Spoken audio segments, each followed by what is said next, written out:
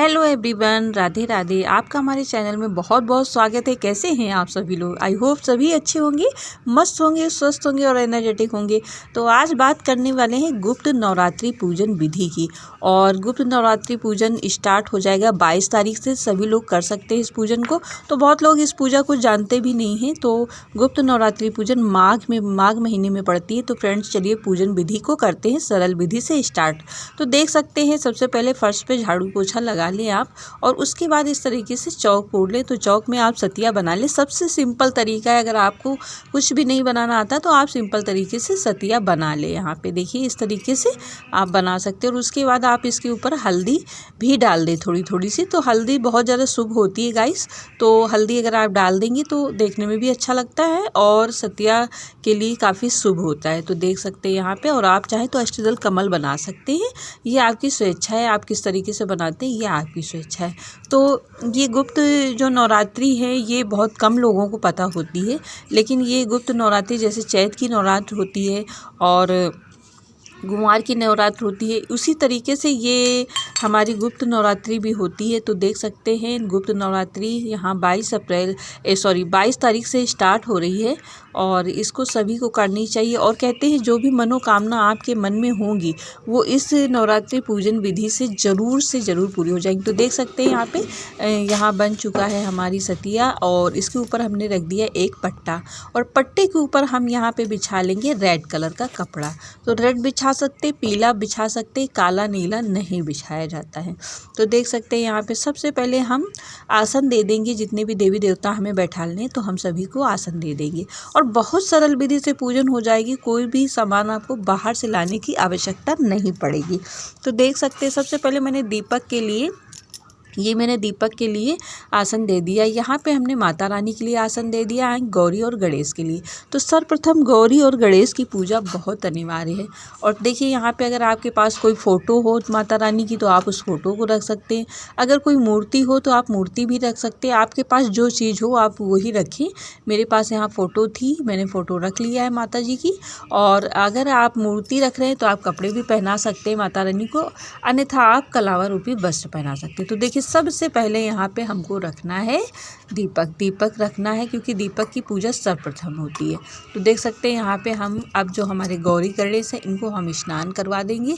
तो देख सकते हैं इस तरीके से हम यहाँ पे स्नान करवा देंगे। इससे पहले हम दीपक को भी हल्का सा जल खींच देंगे। तो देख सकते हैं यहाँ माता रानी और गौरी गणेश दोनों जी स्नान कर चुके हैं।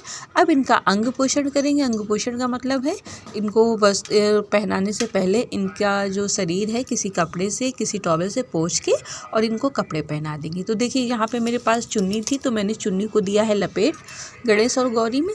अगर आपके पास चुन्नी नहीं है तो आप कलावा दो रूप में, एक धोती और एक कुर्ता के रूप में पहना दें, और माता जी को एक चोली और एक लहंगे के रूप में आप पहना सकते हैं। चुनरी और लहंगा पहना सकते हैं, मतलब उस रूप में आप कलावा को समर्पित कर सकते हैं। मतलब थोड़ा थोड़ा सा आप तोड़ के माता जी पे चढ़ा दें, वो वस्त्र रूपी धारण हो जाएगा। तो देखिए यहाँ पे सबसे पहले दीपक की पूजा करेंगे। तो देखिए यहाँ पे लगा लिया हमने रोली, चंदन और हल्दी। कुमकुम से आप चढ़ा के, और सारा चावल, कुमकुम, रोली, हल्दी आप पुष्प में चढ़ा के आप चढ़ा सकते हैं। इस तरीके से बहुत ही सिंपल तरीका है। आप बिल्कुल आसान विधि से करें पूजन, और पूजन का वही फल मिलता है। तो देखिए यहाँ सबसे पहले करेंगे प्रज्वलित दीपक को। तो दीपक को यहाँ पे हमने प्रज्वलित कर लिया है।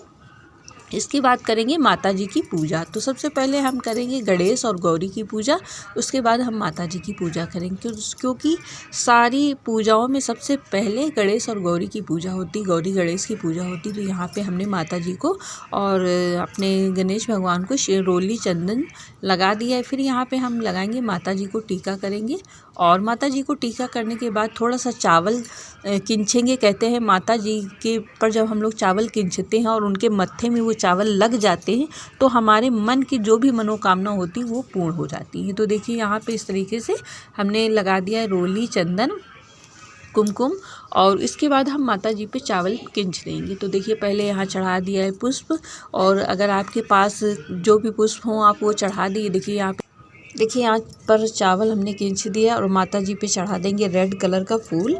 तो आपके पास कोई भी रेड फूल हो आप वो चढ़ा सकते हैं। देखो यहाँ मेरी मूर्ति ढनक रही थी थोड़ी सी। तो देखिए यहाँ पे फिर मैंने चढ़ा दिया माता जी को माला, कलावा रूपी मैंने माला चढ़ा दिया है। और बहुत आसान तरीके से है पूजा, अगर आपके पास कोई सामान ज़्यादा नहीं है तो भी ये पूजा हो जाती है।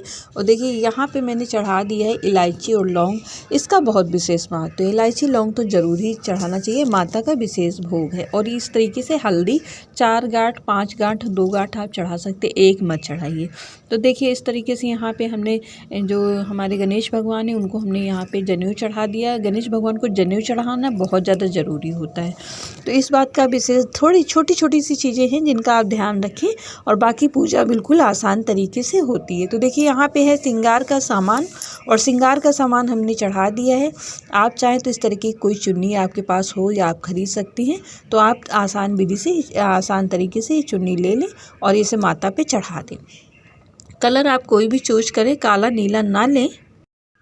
और अगर आप चाहते हैं 16 श्रृंगार चढ़ाना तो चढ़ा दे, बहुत अच्छी बात है। श्रृंगार चढ़ाना माता पे तो बहुत ही शुभ होता है, इसका फल भी बहुत शुभदायी मिलता है। तो देख सकते हैं यहाँ पे मैंने चढ़ा दिए सारी श्रृंगार की सामान, जितनी भी मुझसे हो सकी मैंने यहाँ पे सारी श्रृंगार की सामान चढ़ा दी है। और आप ऋतुफल भी चढ़ा सकते हैं, अगर आपके पास कोई ऋतुफल है तो चढ़ा सकते हैं। अगर आप नवरात्र के पूरे दिन ये पूजा करना चाहते हैं तो आप घट भी स्थापित कर सकते हैं, जैसे कि आप चैत की नवरात्र और कुंवार की नवरात्र में करते हैं उसी तरीके से आप घट भी स्थापित कर सकते हैं। लेकिन जो लोग आगे पीछे की पूजा करना चाहते हैं वो इस तरीके से कर सकते हैं। तो देखिए यहाँ पे लास्ट में हमने लगा दिया है भोग। मिश्री का भोग जरूर लगाएं, कटी हुई मिश्री का भोग लगाएं, और इलायची और लौंग रखना बिल्कुल भी ना भूलें। लास्ट में कर दें इस तरीके से कुछ आरती माता जी की, और दुर्गा माता जी की आप आरती पढ़ें, कोई पाठ करें, और हवन करना चाहें तो आप हवन भी कर सकते हैं। तो ज़्यादातर माता दुर्गा का चालीसा और पाठ करना चाहिए, और लास्ट में माता जी की आरती पढ़नी चाहिए। और आरती माता जी की पढ़ने से पहले सबसे पहले गणेश भगवान की आपको आरती पढ़नी चाहिए, और फिर गौरी माता की आरती, दुर्गा माता की आरती पढ़ के आप इसी तरीके से पूजा को संपन्न कर सकती। तो फिर मिलेंगे नए वीडियो में, कुछ अच्छा लगे तब तक के लिए bye bye, take care, bye bye.